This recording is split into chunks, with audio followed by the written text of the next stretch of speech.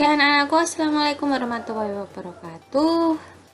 Kali ini kita akan belajar mengenai perubahan energi ya nak ya. Pada pertemuan sebelumnya kalian sudah belajar mengenai bentuk-bentuk energi. Tentunya masih ingat apakah itu definisi dari energi dan apa saja sih bentuk-bentuknya. Oke, simak terus ya nak ya. Jadi apakah itu energi ya? Ini sering kalian melakukan suatu kegiatan tentunya menggunakan atau membutuhkan yang namanya energi. Bagaimana jika kalian melakukan kegiatan atau aktivitas tapi tidak makan terlebih dahulu? Dimana makan sebagai sumber energi kalian, tentunya pasti akan lemas kan ya. Oke, jadi energi itu merupakan kemampuan untuk melakukan usaha atau kerja atau melakukan suatu perubahan. Itu adalah energi. Nah, yang jadi pertanyaan sekarang adalah apakah energi itu bisa musnah atau dihilangkan? Untuk lebih jelasnya, mari kita pelajari secara bersama-sama ya nak ya. Adapun tujuan pembelajarannya yaitu kalian nanti dapat menjelaskan definisi perubahan energi, kemudian menganalisis perubahan energi dalam kehidupan sehari-hari, menghubungkan konsep perubahan bentuk energi dengan peristiwa dalam kehidupan sehari-hari. Jadi kembali lagi ke pertanyaan awal tadi. Apakah energi itu dapat hilang atau musnah? Ayo, bagaimana? Bisa nggak? Manusia itu tidak dapat membuat atau menciptakan energi. Sejak lama, orang berusaha membuat sebuah mesin yang dapat bekerja terus-menerus tanpa membutuhkan bahan bakar atau energi kimia. Akan tetapi, usahanya itu selalu gagal. Di mana sesuai dengan hukum kekekalan energi yang dirumuskan oleh Joule, energi itu tidak dapat dihilangkan atau tidak dapat dimusnahkan. Akan tetapi, energi itu hanya dapat dirubah menjadi bentuk energi yang lainnya. Jadi, dapat dikatakan bahwa energi itu dapat mengalami perubahan atau biasa disebut sebagai perubahan energi. Apa itu perubahan energi? Berubah berarti kan berbeda, mengalami perubahan gitu ya. Berarti perubahan energi adalah berubahnya suatu bentuk energi ke dalam bentuk energi yang lainnya. Nah, anak-anak, masih ingatkah kalian mengenai bentuk-bentuk energi? Ya, ada energi cahaya. Ini contohnya mudah sekali, ada cahaya matahari, ada cahaya lilin, ada cahaya dari lampu seperti itu. Ada energi kalor. Energi kalor itu adalah energi panas.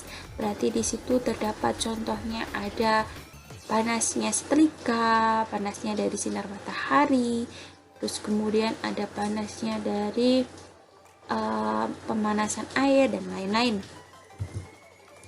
Kemudian ada energi kimia. Nah, ini ada energi kimia kalau dari sumber makanan atau dari suatu bahan tertentu, misalnya bensin dan lain-lain.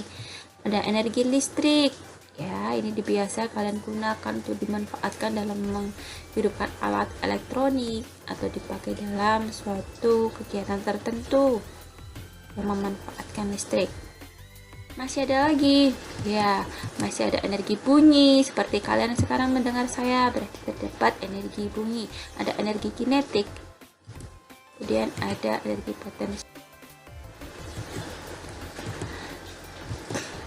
ada energi otot, energi nuklir, energi biogas, dan tentunya kalian masih ingat. Nah, coba kalian perhatikan video berikut ini ya nak ya.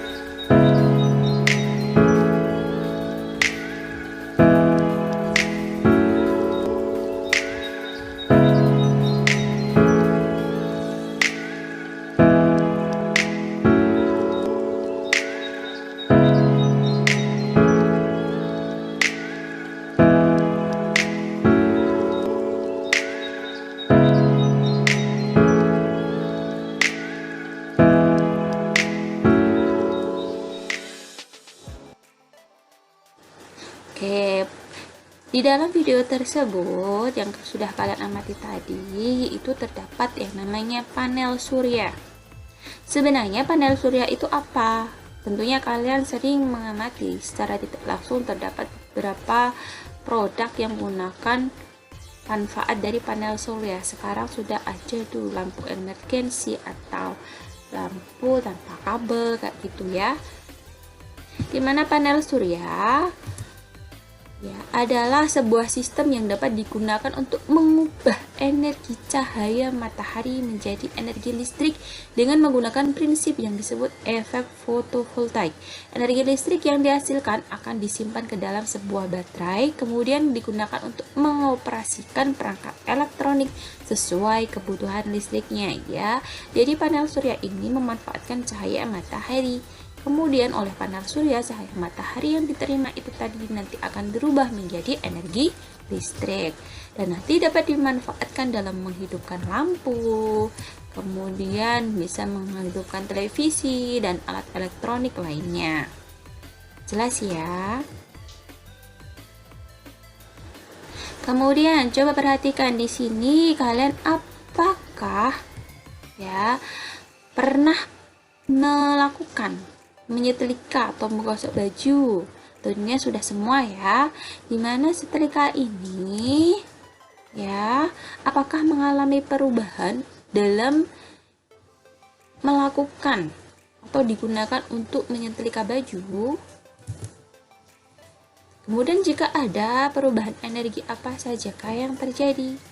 Ya, jadi ketika kalian menggunakan setrika, ya apalagi setrika kabel, otomatis kalian memanfaatkan yang namanya energi listrik. Kemudian, secara tidak langsung, pernahkah kalian itu merasakan hawa di sekitar setrika? Tentunya hangat atau panas kan?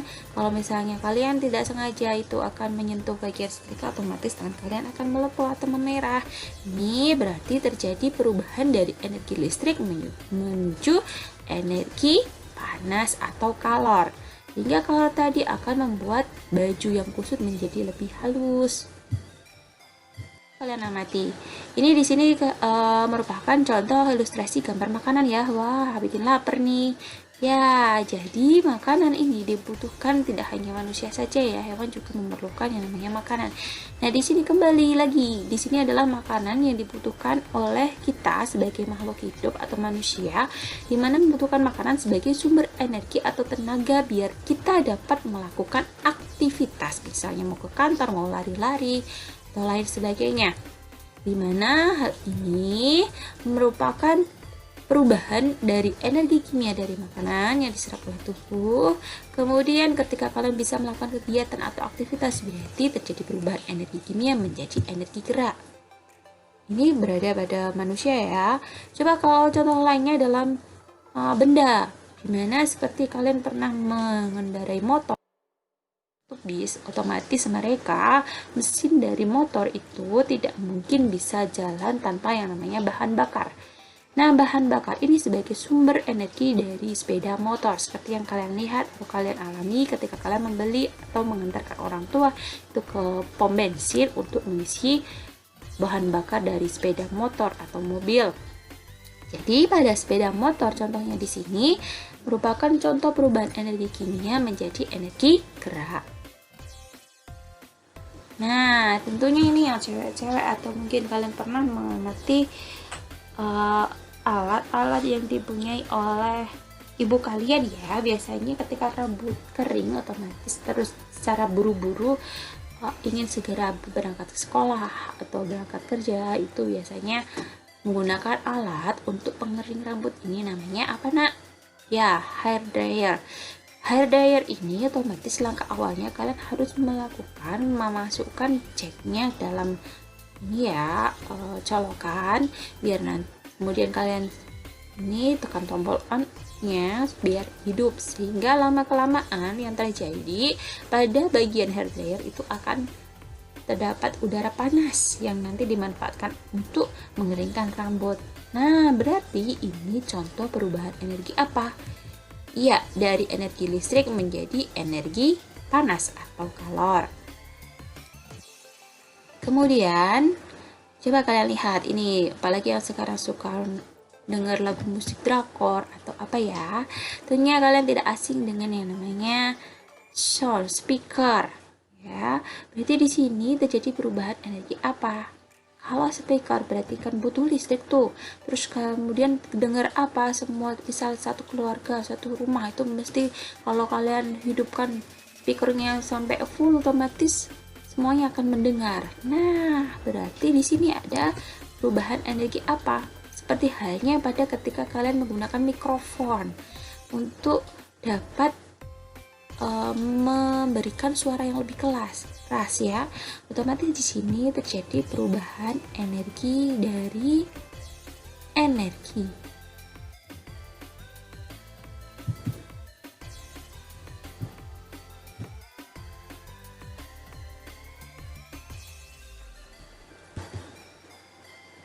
Baik, selanjutnya apa yang kalian lihat, Nak? Ya, di situ kalian bisa melihat lampu yang menyala, ya. Nah, lampu yang menyala atau bola yang menyala ini memanfaatkan energi listrik, kemudian digunakan untuk menyalakan lampu. Jadi di sini terjadi perubahan energi listrik menjadi energi cahaya. Nantinya ketika lampu itu akan panas, otomatis nanti energi cahaya selain energi cahaya akan berubah menjadi energi panas juga, ya kan? Nah, yang di sini adalah proses fotosintesis. Yang namanya tumbuhan itu melakukan proses namanya fotosintesis, memanfaatkan cahaya matahari. Berarti di sini terjadi perubahan energi dari energi cahaya menuju energi kimia. Contoh satu lagi, Nak. Ya, sedang apakah ini? Ya, di sini kalian melihat tepuk tangan, ya kan? Ya. Nah, di situ ketika kalian melakukan tepuk tangan, otomatis kalian menggerakkan kedua telapak tangan, berarti terdapat energi gerak menjadi energi bunyi. Sampai sini jelas? Untuk lebih jelasnya, kalian coba buka pet simulasi untuk kita dapat memahami materi perubahan ini lebih jelas dan lebih komplit ya. Terima kasih, semoga bermanfaat. Tetap lakukan studi literasi dengan sumber yang lainnya. Terima kasih. Assalamualaikum warahmatullahi wabarakatuh.